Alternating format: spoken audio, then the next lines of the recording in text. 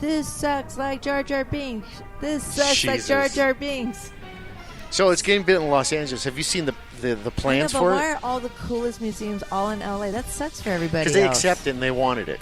No, I know, but But you it know, just adds wait. more. Well, they were smart. The mayor and everyone within the mayor was LA, all into it. You so much you're smiling, like money, all that stuff. But wait. First, it's privately funded. He's paying for it himself. Not 1 cent is coming out of tax dollars. He's paying for himself. What's wrong with you, Chicago and Santa and Rosa? He said a majority of it. Oh my God! No, it makes total sense what LA's doing. My whole point is, why didn't George Lucas build the museum in his old hometown, Modesto? That is an area that's struggling. There is a college not too far from there. CSU Stanislaus, UC Merced. They could have done great things. People would have driven out to go see it. He really wanted it in the Bay Area. I understand, what he but wanted. No matter what. I mean, Skywalker Ranch is here. Everything's here, and I he just wants. But after Chicago, this is not his hometown, Modesto. Oh, I know that. Is. But he loves San Francisco. Well, guess what? It's not in San Francisco. It's in L.A. And that bullet train's going to take forever to be built and take us forever once it's built because it's an old train by then.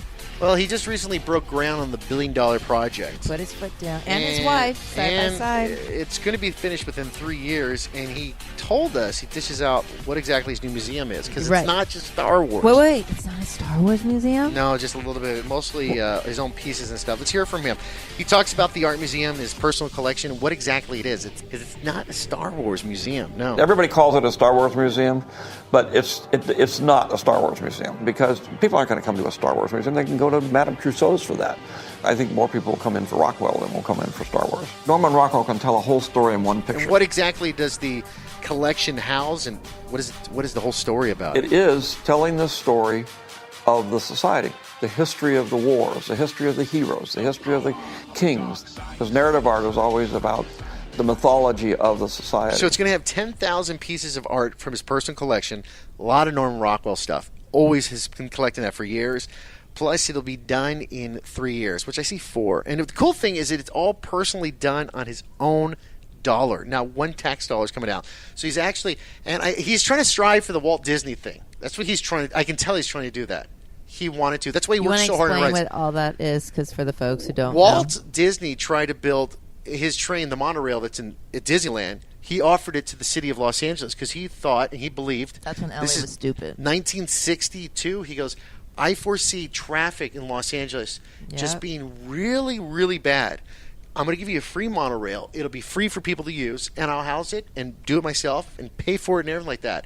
They said no. But, Los Angeles is the best public transportation in the United States now, so they don't need it at all. Their transportation system But the really only thing is that so George Lucas and his beautiful wife are giving 10,000 of their collections to share. But also in those collections are his Star Wars art and even E.T., the Pioneer and Vision. He did mention about kings, but I think he's talking about ancient kings like the Attic Black figures of Emperor from 520 BCE. But hopefully it'll have a very, not only a modern look, but also not just a look of just the typical American history, but a variety of history. I think that'd be really good. Because also in LA, there's the Museum of Tolerance. Have you ever been to there? Yeah, I got really bored and I couldn't handle it. Bored or because it's how depressing it was? I just got really upset and I couldn't tolerate it, so I left. It's an amazing museum. You really need to do that. You didn't like it because it made you sad. It made me sad. I like the car museum. Really? It's on Wilshire Boulevard. It's like 5 stories up. I thought you talked about the car museum that we went to. Was it Indianapolis we were at? Yeah, we did that one. But I'm just talking about the car museum that's on Wilshire Boulevard. It's really close to the tar pits. So I used to work at the radio stations at Wilshire Boulevard. So during lunchtime, I'd walk down to the museums and have lunch in the museums. And then go back. The tar pit stuff, good job. So the thing is that what George Lucas did and his wife Melody Hobson did for $1 billion, that both Chicago and also Santa Rosa said no to. 350 new permanent jobs, 1,500 plus new construction jobs, zero cost to taxpayers. What the fudge are these other cities thinking? I don't know. We should have had it here. So listen, it really should have been here. So if you want more information, go to lucasmuseum.org and you could go follow them there. They're also on Twitter and Facebook. All right. We like sitting down with people and talking to them and find out what's going on. We've got a number of interviews coming up, but there's one I wanted to cover this week. It's about the Black Bolt comic book. We call him from the Inhumans, but we talked to the writer of Black Bolt, and thank you so much for Comic Book Experience for letting us come in their store and sit down and get to talk to them. It's pretty awesome when you can walk to a comic book store and talk to the writer, who's from Marvel. His name's Saladin Ahmed. Got to talk to him.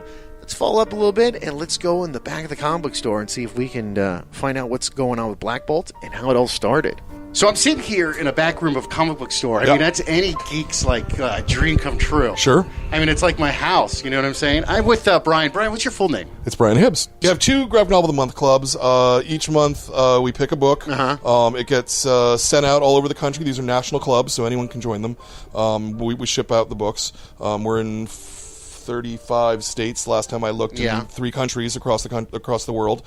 So we select a book. The staff votes on it, so it's something that we're all behind, that we all believe in. For the adult club, you get the book. You get an exclusive book plate that's exclusive to us, that's signed by the creators, and then we bring the writer and the artist in, and we do an in-store meeting with them, which we're about to have tonight with Saladin, and there'll be Q&A, and we live stream it. So again, if you're not in San Francisco, you can see it, or if you can't sit and watch it that minute, then you just wait a little while and you can watch it at home anytime you want to.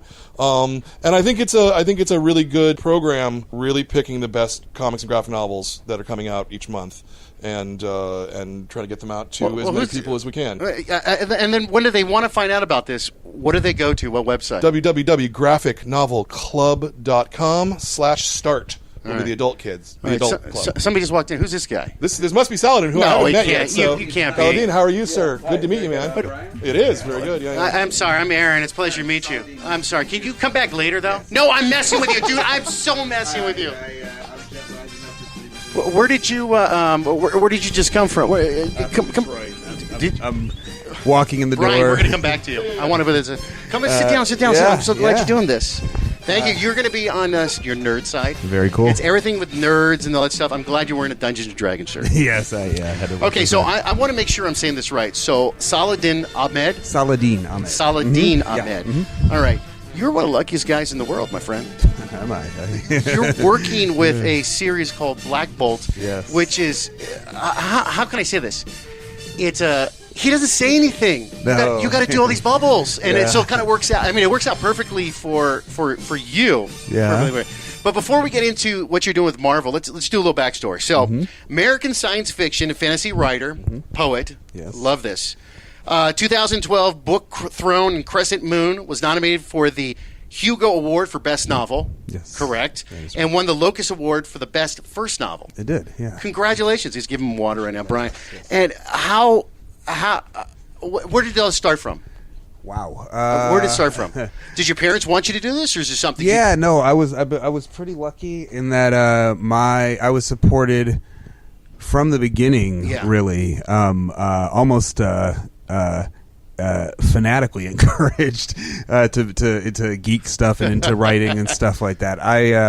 I'm from just outside Detroit, Dearborn, Michigan. I'm from factory town. A lot of people working on the Ford line around me, and in an immigrant community, and the schools were not great. But my father was this very kind of creative mind, kind of self-educated, with a lot of nerd books around. So we had, Lord of the Rings on the bookshelf, Dune on the bookshelf, and a lot of comics, actually. So your dad was a comic guy? Yeah. That's amazing. Yeah, a lot of underground comics, too. Stuff I probably shouldn't have been allowed to look at. But are they the ones... I know exactly. My uncle was a hippie from San Francisco. So there was three guys. There's one comic that has 3 guys. One of them's always smoking pot. Yeah, right, yeah. Oh, the Fabulous Furry Freak Brothers. That's it. You did read it. Oh, my God. Okay, continue. It is great stuff. I revisited it a few years back after not having looked at it since I was a little kid and not understanding what was going on. It's kind of weird, huh? It's pretty good stuff. Yeah.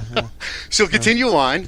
Yeah. So no, I was always pretty lucky, despite sort of being in a place in a setting where I wasn't necessarily encouraged to be a writer, a creative, that I had that Yeah. support. And I just always was telling stories and copying the stories. Of course, Yeah. that's how we all start out, right?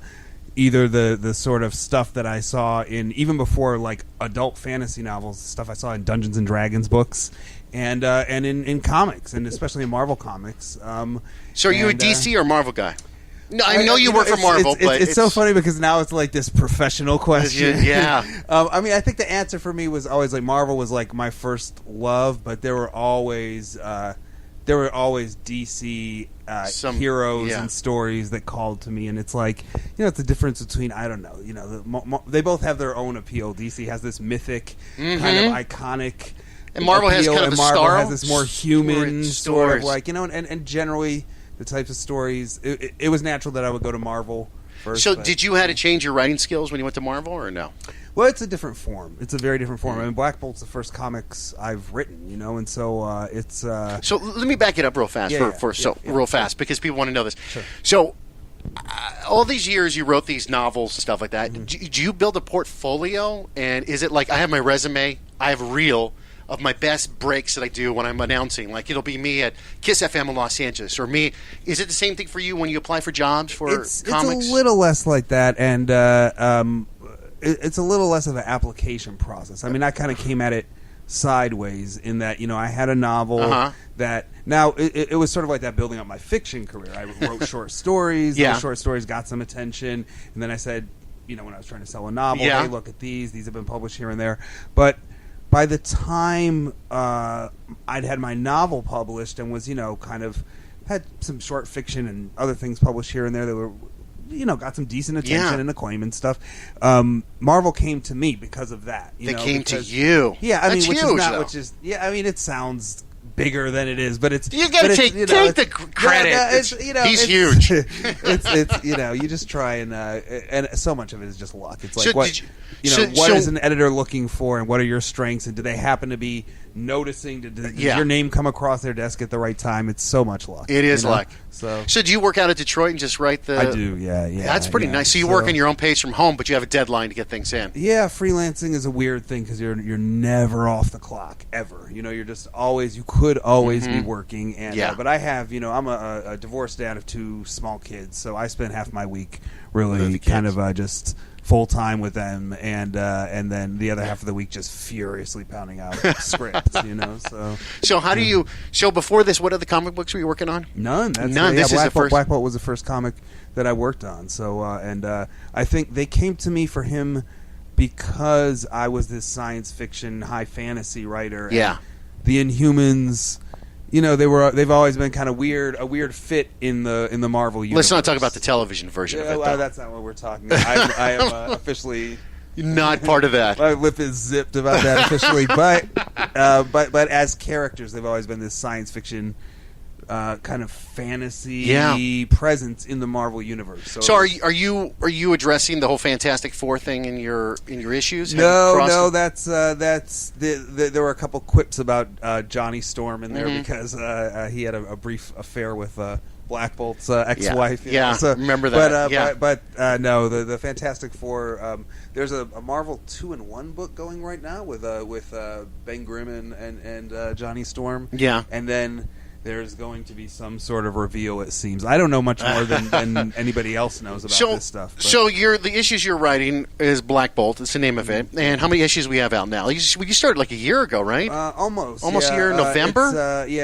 Well, I started writing back in November. It started coming out like in May, so we're on issue 9 right now. So 9 issues. We're recording in... What is this? January? It's January, What year is it again? 2018. Right, that's right. Yeah. So we're on issue 9 right now, and it's amazing. We're kind of like plunging now into the second arc. The first arc, what is called Hard Time, about Black Bolt being in prison, was just collected in trade for 6 issues, and got a lot of nice accolades and stuff like that. Entertainment Weekly. Well, I want this. I'm going to push this hard. This whole Black Bolt. I'm a big comic book fan. Yeah. So 9 issues so far, and where's the story going line? Do you have a pretty good outline? Oh yeah. Okay, so let's and I'm going to say this again. Yeah. Saladin.